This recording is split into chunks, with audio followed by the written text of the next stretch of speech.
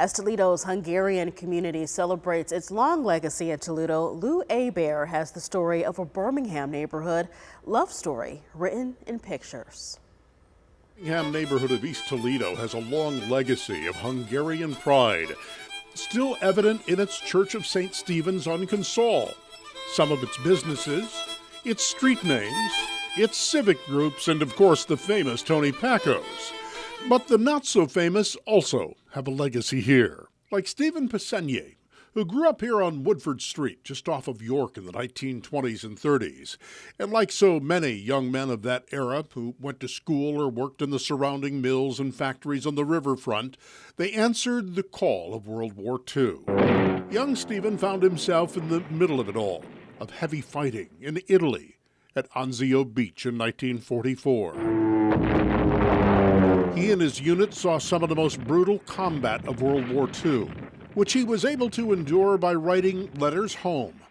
Not just letters to convey feelings, but his drawings. He sent one every day to his parents and every day to my grandmother.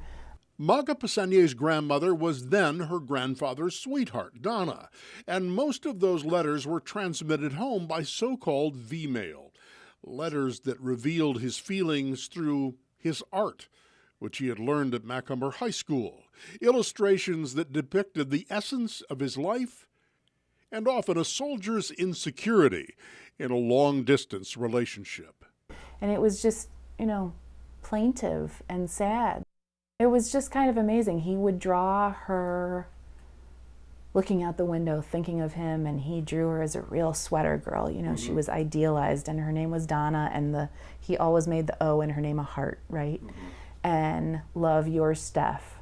He also drew caricatures of other soldiers in his unit, and landscapes and scenery, perhaps as a way not to dwell on the horrors around him. When he wasn't saying anything and he was just drawing scenes, and they were idealized scenes of people or landscapes, we think that that is when the fighting and whatever was happening in the war was the most difficult for him. And that he just didn't have anything that he could say. So instead he was creating the world that he wished he was living in right then. Eventually, when the war was over, Stephen would return to Toledo and create his own world.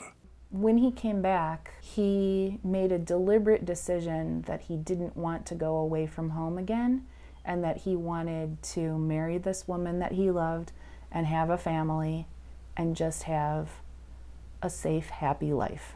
In later years, his love of art and creative expression grew deeper, as did his love for his Hungarian heritage. He decided that he wanted to sort of teach Hungarian culture, and the best way to teach to kids was to have a coloring book, right? So he made one, depicting the traditional scenes from the Hungarian experience. And he also put his talents to work on other art. But his real love was his family.